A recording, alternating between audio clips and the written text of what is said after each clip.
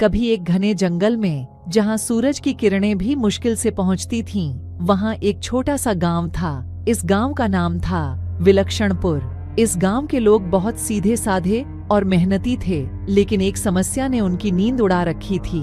हर पूर्णिमा की रात गांव के बच्चों के सपने में एक डरावना चेहरा आता और उनकी नींद खराब कर देता। एक दिन गांव के सबसे बुद्धिमान बुजुर्ग बाबा विष्णुदत्त ने गांव वालों को बुलाया और कहा, इस समस्या का समाधान जंगल के भीतर छुपा है। वहाँ एक जादुई मखमली परी रहती है जो हमारी मदद कर सकती है। गांव के बहादुर युवक अर्जुन ने यह सुना और निर्णय लिया कि वह उस जादुई परी की खोज करेगा। अर्जुन ने अपनी माँ से आशीर्वाद लिया और एक छोटी सी पोटली में रोटी और पानी लेकर जंगल की ओर चल पड़ा। जंगल में चलते चलते अर्जुन को रास्ते में एक बूढ़ा आदमी मिला जो बहुत थका हुआ और भूखा लग रहा था। अर्जुन ने अपनी पोटली में से रोटी निकाली और उसे बूढ़े आदमी को दे दी। बूढ़ा आदमी मुस्कुराया और कहा, तुम बहुत दयालु हो अर्जुन। तुम्हारी यह दया तुम्हें तुम्हारे रास्ते में मदद करेगी। आगे बढ़ते हुए अर्जुन एक विशाल पेड़ के पास पहुंचा, जहां उसे एक चमकती हुई मखमली परी दिखाई दी। परी ने मुस्कुराते हुए अर्जुन का स्वागत किया और कहा, मैं जानती हूँ तुम क्यों आए हो। तुम्हारे गांव के बच्चों के सपनों की समस्या का समाधान मेरे पास है, लेकिन पहले तुम्हें मेरी 3 परीक्षाओं को पार करना होगा। अर्जुन ने मुस्कुराते हुए कहा, मैं तैयार हूँ। पहली परीक्षा थी एक खतरनाक नदी को पार करना।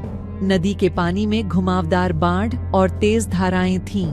अर्जुन ने बूढ़े आदमी की दी हुई सलाह को याद किया और अपने दिल में साहस संजोए हुए नदी के किनारे एक पत्थर से बंधी रस्सी का उपयोग कर नदी को पार किया। दूसरी परीक्षा थी एक भयावह जंगल के भीतर से एक विशेष जड़ी बूटी को खोजना। अर्जुन ने जंगल की कठिनाइयों को सहते हुए अपनी बुद्धिमानी से जड़ी बूटी खोज निकाली और परी के पास वापस आया। तीसरी और आखिरी परीक्षा थी एक जादुई मखमली फूल को खोजना जो केवल पूर्णिमा की रात को ही खिलता है।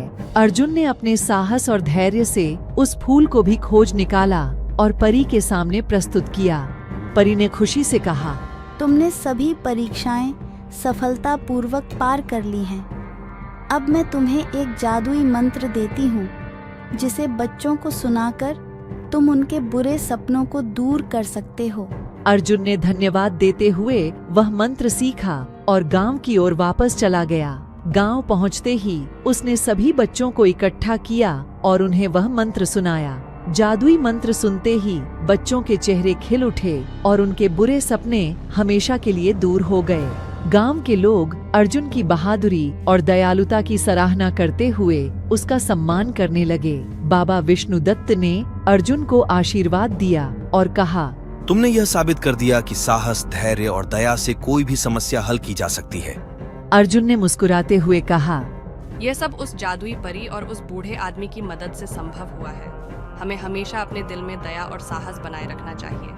इस प्रकार विलक्षणपुर के लोग सुख शांति से रहने लगे और अर्जुन की कहानी पूरे गांव में एक मिसाल बन गई। गांव के बच्चे अब बेखौफ होकर सोते थे और अर्जुन की वीरता की कहानियां सुनते सुनाते बड़े होने लगे। इस कहानी का यही संदेश है कि कठिनाइयों से डरना नहीं चाहिए, बल्कि दया और साहस के साथ उनका सामना करना चाहिए और अंततः हमारे अच्छे कर्म और सच्चाई हमेशा हमारी मदद करते हैं।